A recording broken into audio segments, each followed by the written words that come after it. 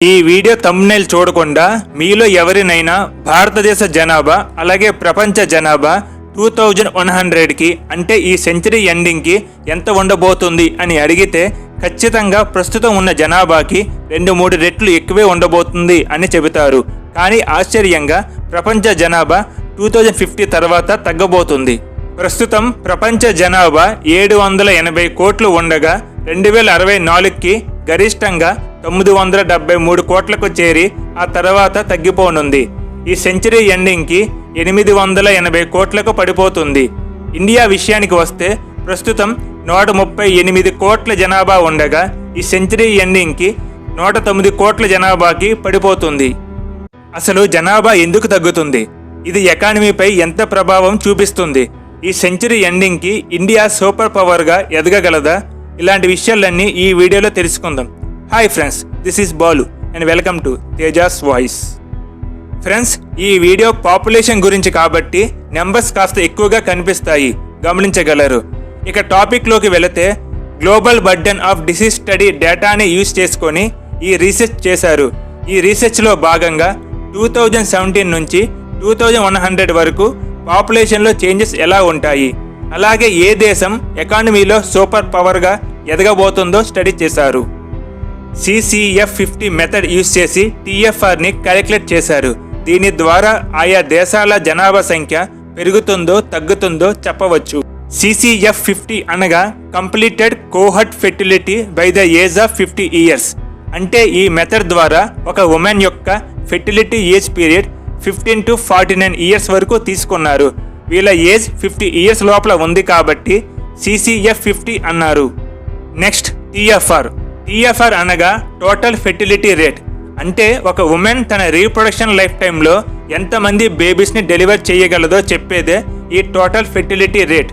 దీనినే షార్ట్గా TFR అంటారు. సపోజ్ TFR అనేది 2 ఉంది అనుకుందాం. దీని అర్థం ఏమిటంటే ప్రతి ఉమెన్ తన 15 to 49 ఇయర్స్ రీప్రొడక్షన్ లైఫ్ టైంలో 2 బేబీస్ని డెలివర్ చేస్తుంది అని. ఈ స్టడీ ద్వారా TFR అనేది 2.1గా ఉంటే ప్రస్తుతం ఉన్న పాపులేషన్ని అలాగే మెయింటైన్ చేయవచ్చు.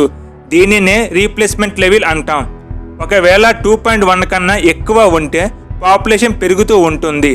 అదే 2.1 కన్నా తక్కువ ఉంటే పాపులేషన్ తగ్గుతూ ఉంటుంది.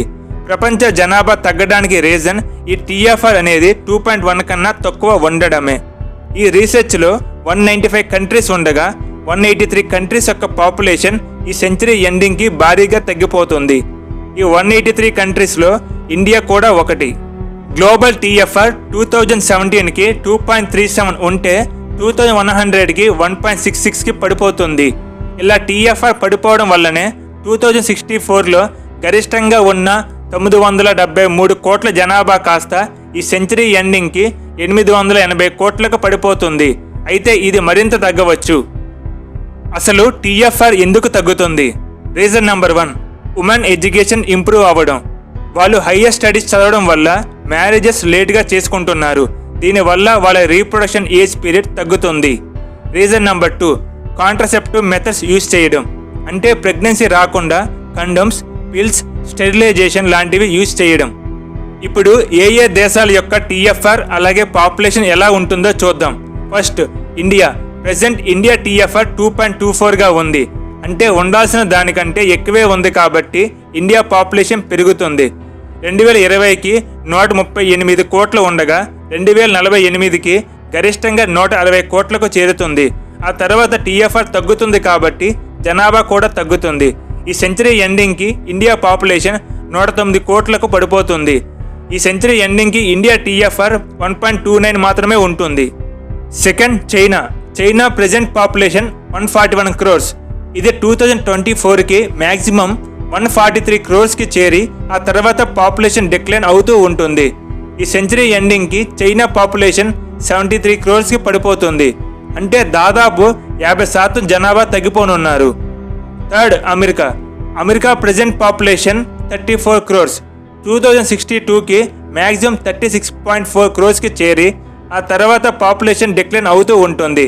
ఈ సెంచరీ ఎండింగ్కి అమెరికన్ పాపులేషన్ 33.6 క్రోర్స్కి పడిపోతుంది.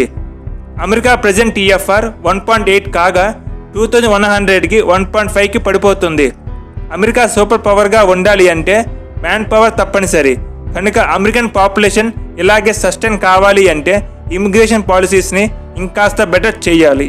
4th, Pakistan present population 22 crores ఉండగా 2062కి మ్యాక్సిమం 31.4 crores చేరుకుంటుంది. 2100కి 25 crores పడిపోతుంది.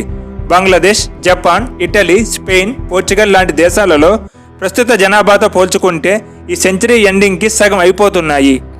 కానీ సబ్ సహారా ఆఫ్రికన్ కంట్రీస్ అయినటువంటి Nigeria, niger, Kenya, Chad, Congo, Namibia లాంటి దేశాలలో జనాభా భారీగా పెరగనుంది. 2017కి వీరి జనాభా 103 కోట్లు ఉంటే ఈ సెంచరీ ఎండింగ్కి వీరి జనాభా 307 కోట్లు అవుతుంది. అంటే ప్రస్తుత జనాభాకి 3 రెట్లు పెరుగుతుంది. ఈ దేశాలలో ప్రెజెంట్ TFR 4.6 కన్నా ఎక్కువ ఉంది. అయితే ఈ సెంచరీ ఎండింగ్కి వాటి TFR 1.7కి పడిపోతుంది. కానీ అప్పటికే చాలామంది ఉమెన్ రీప్రొడక్షన్ పీరియడ్లో ఉంటారు కాబట్టి వాటి జనాభా తగ్గడానికి ఇంకాస్త టైం పడుతుంది. ఈ సబ్ సహారా ఆఫ్రికన్ కంట్రీస్లో నైజీరియా సూపర్ పవర్గా ఎదుగుతుంది. 2100కి నైజీరియా పాపులేషన్ 79 crores ఉండి పాపులేషన్ పరంగా ఇండియా నెక్స్ట్ ప్లేస్లో నైజీరియా ఉంటుంది. నైజీరియా తర్వాత చైనా 3rd ప్లేస్లో ఉంటుంది. 2017కి జీడిపిలో 28th పొజిషన్లో ఉన్న నైజీరియా 2030కి 21st పొజిషన్, 2050కి 17th పొజిషన్, 2100కి 9th పొజిషన్కి ఇంక్రీజ్ అవుతూ ఉంటుంది. Next, economy. అమెరికా, చైనా మధ్య జరుగుతున్న ట్రేడ్ వార్ గురించి మనకి తెలిసిందే. ఎకానమీలో ప్రెజెంట్ అమెరికా ఫస్ట్ పొజిషన్లో ఉండగా చైనా సెకండ్ పొజిషన్లో ఉంది. అయితే 2035కి చైనా ఫస్ట్ ప్లేస్కి వెళ్తుంది, అమెరికా సెకండ్ ప్లేస్కి పడిపోతుంది. మళ్ళీ 2098కి అమెరికా ఫస్ట్ ప్లేస్లో, చైనా సెకండ్ ప్లేస్లోకి వచ్చేస్తాయి. ఇండియా విషయానికి వస్తే 2017లో 7th ప్లేస్లో ఉండగా 2030కి 4th పొజిషన్లో, 2050కి 3rd పొజిషన్లో ఉంటుంది. ఈ సెంచరీ ఎండింగ్కి కూడా అదే పొజిషన్లో ఉండబోతుంది. ఈ సెంచరీ ఎండింగ్కి జర్మనీ, ఫ్రాన్స్, బ్రిటన్ లాంటి దేశాలు టాప్ 10లో ఉండి వాటి ఎకానమీని స్టేబుల్ చేసుకుంటాయి. ఇందులో నైజీరియా అనూహ్యంగా టాప్ 10 పొజిషన్లోకి రాగా ఇటలీ 9th ప్లేస్ నుండి 25th ప్లేస్కి, స్పెయిన్ 13th ప్లేస్ నుండి 28th ప్లేస్కి పడిపోతాయి. అయితే గ్లోబల్ ఏజ్ స్ట్రక్చర్ చేంజ్ అవ్వడం, వర్కింగ్ ఏజ్ అడల్ట్స్ తగ్గడం కూడా ఎకానమీపై ప్రభావం చూపిస్తుంది. ఈ విషయాలలో ఇండియా, చైనా, అమెరికాకు తేడా ఏంటో నా పార్ట్ 2 వీడియోలో చెప్తాను. ఈ పార్ట్ 2 వీడియో టుమారో అప్లోడ్ చేస్తాను. ఇది ఈరోజు టాపిక్. నా ఎక్స్ప్లెనేషన్ నచ్చితే లైక్, షేర్ అండ్ సబ్స్క్రైబ్ చేయండి. ఇండియా ఎకానమీలో ఫస్ట్ ప్లేస్కి రావాలంటే ఏం చేయాలో కామెంట్స్లో పెట్టండి.